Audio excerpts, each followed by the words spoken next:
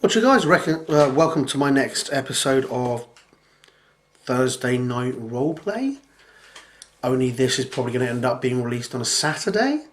Yeah, due to technical issues, I'm having to work around not having the usual equipment I do have.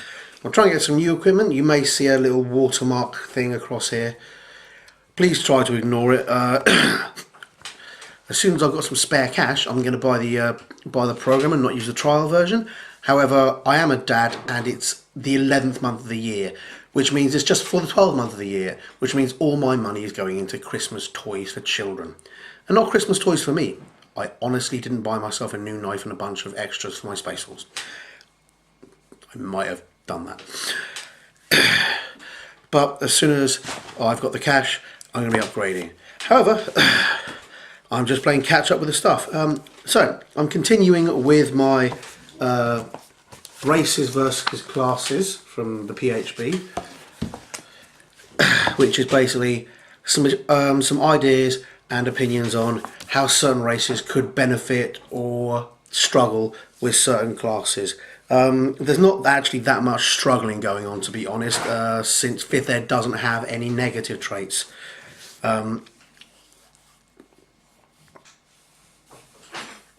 It's all about the positive traits, which is cool, and frees you up to do a lot more. But today's episode is going to be about gnomes. Frankly, one of my favourite races to play. I tend to go for them or dwarfs because I am a short ass. Well, I say I'm a short ass. I am 5'8.5", which is either bang on average for Britain or slightly below average for Britain. But despite being average height, it seems everyone's taller than I am. Don't get that.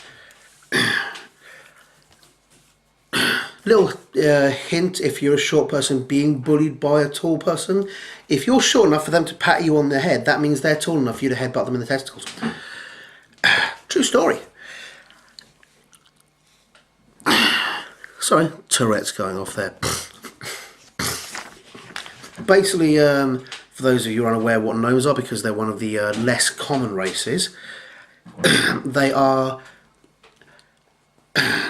a fey creature, or they are fey creatures that have moved to the material realm. A bit like elves, only shorter and potentially even more magical, depending on which realm you're playing in, or which world set you're playing in. They can live longer or almost as long as elves. On some of the rule sets, they lived nearly twice as long. But your basic rule set of Faerun, they can live 350 to 500 years, which makes them one of the longer lived races. Also noting, despite their small size, they're actually one of the tougher races.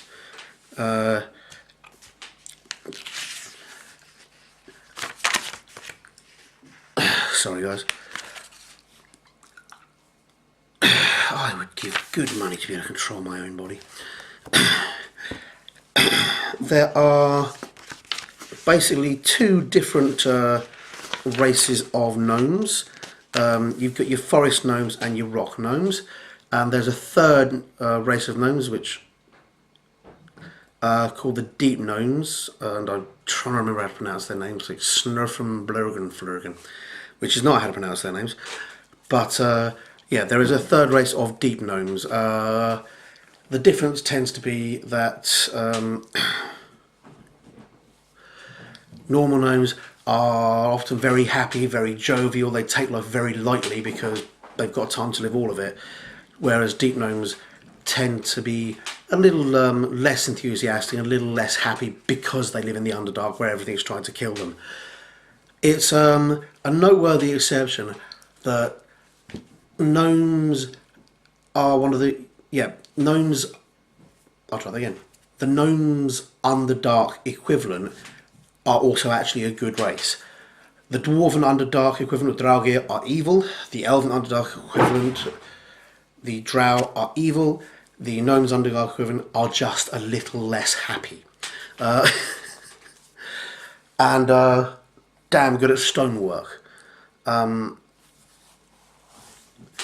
they're great to have as NPCs, or even to have gnome villages for your adventurers to encounter if you're looking to find somewhere that's not outright planning to kill you, and that perhaps you can rest and re-equip, provided you don't mind all the rations being in tiny portions and bumping your head a lot. But going to the two playable races, gnome traits, you increase your intelligence score by 2, so we can immediately see that's going to lend itself well to certain classes. Then we go to the forest gnomes. The forest gnome ability is increased. Sorry, the forest gnome has a dex increase of 1, and then we have the rock gnome having a constitution increase of 1. Again, the rock gnomes are one of the tougher races. They're quite survivable even though they're smaller. They have abilities. The forest gnome is a natural illusionist, knows minor illusion, with your intelligence being your spellcasting ability, which is great because it got increased by 2, and can speak with small beasts. They're able to interact and communicate with small animals. Squirrels, hamsters, bunny rabbits, kittens, lunch, basically.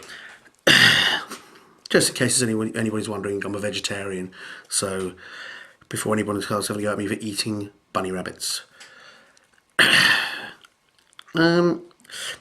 Whereas the rock gnomes have Artificer's Law. Whenever you make an intelligence history check related to magic items, you can add twice your proficiency bonus, which means you're really good at figuring out what shit does. And Tinker, which allows you to make several small, it gives you proficiency with artisans' tools, and you can construct tiny devices that function for about a day. 3 examples given. The 3 options are clockwork toy, fire starter, and music box, all of which have a certain use for themselves. Excuse me. Just knocking that around. I have snacks. So if we start looking through the classes,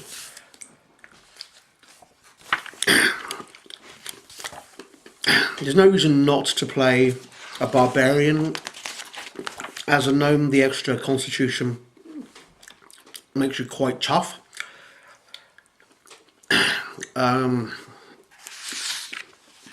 If you're a rock gnome, and the forest gnomes, they're more solitary, or rather more avoid humans.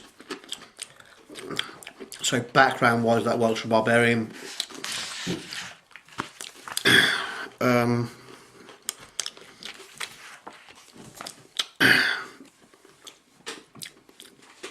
There's no particular advantage to it. You're a small creature, so you're not going to be particularly scary looking, but there are quite a few bits and pieces that can allow you to play an effective barbarian with the rules. Again, Bard, there's nothing to stop you playing Bard. Where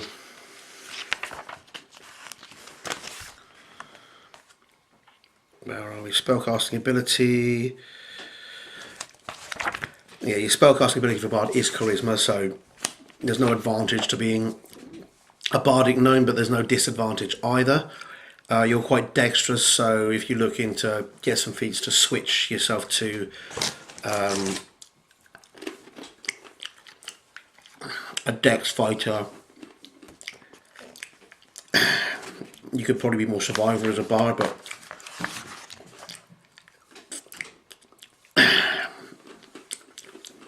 because they're 500 years old, you do have the advantage of the College of Law being something that is very likely to appeal to either class of gnome, just because they've been around a long time. Clerics. Again, there's nothing stopping you playing a cleric. There's no advantages to playing a cleric as you're a gnome, but every race does have gods. And as I said before, clerics are one of the class levels that work with every race because they're one of the oldest class levels.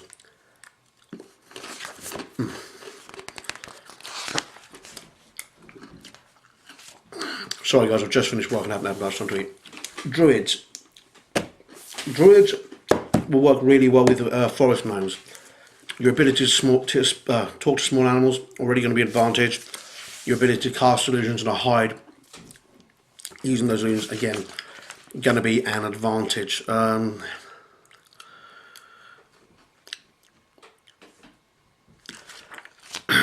Your boost is wisdom. So again, we can see the forest gnome has yep. No, sorry, I was thinking the forest gnome was wisdom for a second there. My brain must have just farted. But yeah, your boost is wisdom. So trait-wise, there's no particular advantage for either class of gnome. But again, there's no disadvantage. There's no reason not to play a druid. Background-wise, forest gnomes and druids, the idea works very well. They can speak to small animals. Why wouldn't they like necessarily to protect them and to look after them? Plus, there's always the fun bit of a tiny character that can turn into a full-sized tiger. Whopping great Bengal tiger. And Ozzy wanted 200 red M&Ms or he would not go on. Apologies there. So that works quite well. The fighter class, if you're going to take the feat which allows you to switch to dex fighting, then that can work quite well, and the additional charisma can make you not a bad fighter, give you a bit of survivability. Gnomes tend to be portrayed as relying more on their intelligence. That doesn't mean there aren't gnome town guards, there aren't gnome fighters. And again, fighter being one of the core original races, there's no reason that gnome wouldn't work very well with it. So there's never that much to say about fighter because it's such a core thing, right? Monks, straight away you can see how, again, the dex on gnomes, on forest gnomes is going to give you an advantage. The small size and speed of gnomes would make them very cool monks, and a lot of the stories about monks are wizened tiny men, so an old gnome going around with awesome kung fu skills really works as a story.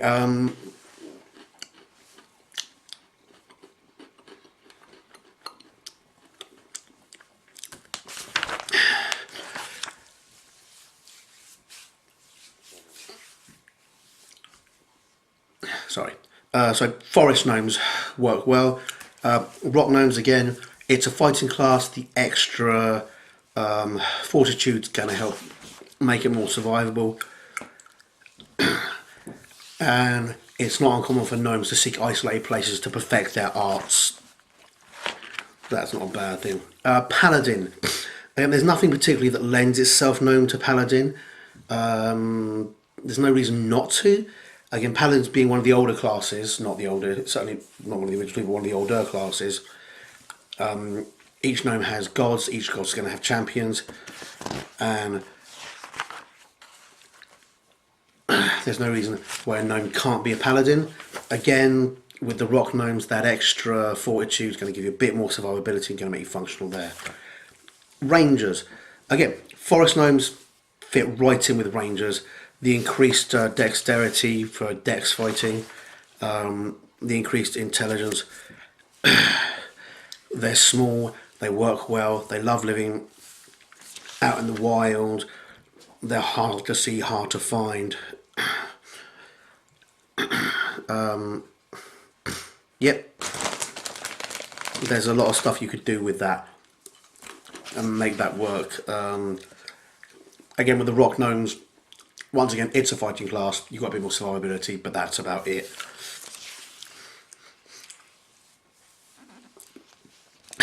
And be able to summon animals and get them to fight for you if you're not particularly big and tough as a gnome is actually quite cool as well. Yeah, ranger archetypes.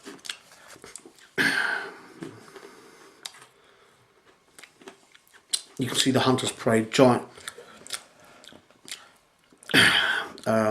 You get one of those features, giant killer. When a large or larger creature within 5 feet of you hits or misses you with an attack, you can use a reaction to attack the creature immediately.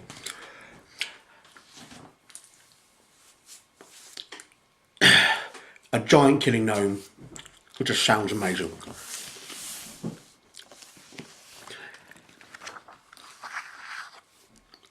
Your ability to speak to animals works well. Your ability to hide with your illusions works well. If you can get yourself fighting with more dex style than strength style, you've got an advantage there. But again, you're not weak because you're a gnome. The rules don't really work that way anymore. Rogues, again, another one that works brilliantly with rogues. The increased dex, the illusions with forest gnomes lends itself very well. And being able to speak to rats to gain secrets and learn about things that are going on, being able to summon being able to talk to them and figure out somebody's safe code because you're spoken to their parrot. That's awesome.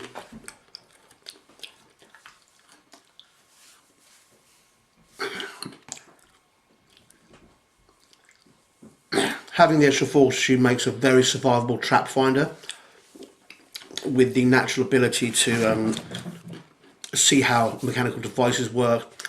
The natural ability to, you're worrying about traps, you build a wind up mice, you send it along, it blows up, you know there's a trap there. The Gnomes Trap Finder is a classic one and works very well for rock gnomes. Sorcerers, there's very few things more fun than seeing the look in someone's eyes when your gnome casts a fireball bigger than his.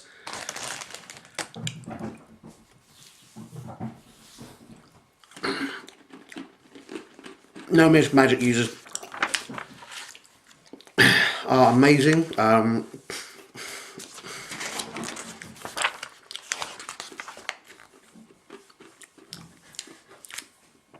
Wild magic, gnomes are very chaotic. You can have draconian magic, that's not a problem, but you can also fit in with wild magic very, very well.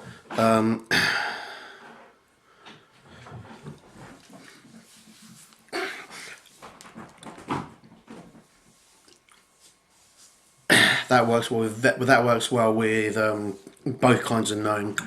Either you're you're tuned into the Feywild because you're a forest gnome, or you're a mad alchemist and your spells just go wrong half the time because you're so insanely experimental. With a rock gnome, again, that works beautifully. Warlocks, gnomes tend to be happier, more happy-go-lucky creatures. Sorry, I totally missed out the some of the stats stuff. Where are we? Sorcerer's origin, spellcasting ability is charisma. Again, the charisma, you've got no modifiers for being a sorcerer, so it doesn't really affect it. So again, there's not a massive thing. Anyway, then moving on to warlocks. Gnomes tend to be happier, fun creatures. The idea of a warlock, again, it's less likely. A lot of warlocks are created through desperation, so the idea that a gnome being smaller and weaker can be put in a situation where he'll make a deal with anybody to survive. That works very well.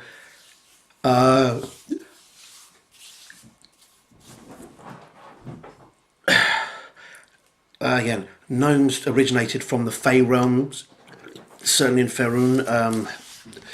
So the idea that they have made a deal with an archfey flows very naturally from that. Having a crazy archfey gnome warlock works very well. They are ancient and old and kind of weird themselves. They might consider the old ones. Not sure that what a gnome would see in the Fey, except out of desperation. But that would be, again, that's something you can work out. Gnomish wizards. Again, gnomish wizards work brilliantly. Rock gnomes are more survivable. Any form of gnome has the +2 intelligence, which is your charisma ability. So gnomes are going to rock with the, not charisma, intelligence, which is your spellcasting ability. So gnomes are going to rock the wizards very well. You take your biggest stat, you add +2 to it. You potentially got an 18 stat wizard for as many spells as you can get and as good a rolls as you can get, which gives you a lot of options. Sorry, just trying to get comfortable. Which gives you a lot of options and a lot of power as a wizard. Add to that the natural illusion ability and the ability to talk to animals as your familiars, or add to that the ability to build things and then combine your magic with the things you've created. Gnomes make very natural wizards. It's one of the better classes, I find. I tend to play Gnomish Wizard. I tend to play a Gnomish Illusionist, which is cool. I tend to play a Rock Gnome Illusionist, but that's because I like the idea of creating and building things and then building illusions around the things I've created. In addition to that, a little bit more survivable to counterattacks because of the extra fortitude, and you get the illusion abilities from illusion cantrips from being an illusionist. You don't need it free already with it. You're kind of doubling up there. But again, there are a few things funnier than having a gnome cast a fireball twice the size he is. Gnomish wizards work very well as well. And yeah, that's basically it. With any of the schools gnomes work. Transmutation, they can grow. Divination, the idea that a gnome is going to be finding its way around the dark or the underdark, really works. Conjuration, being able to summon things to defend you because you're smaller. Evocation, fireball. All of these work very well with gnomes. But yeah, that's basically gnomes. They're very good, they're very effective, they're a very nice race to play. Hope you enjoyed this video, and remember to like and subscribe.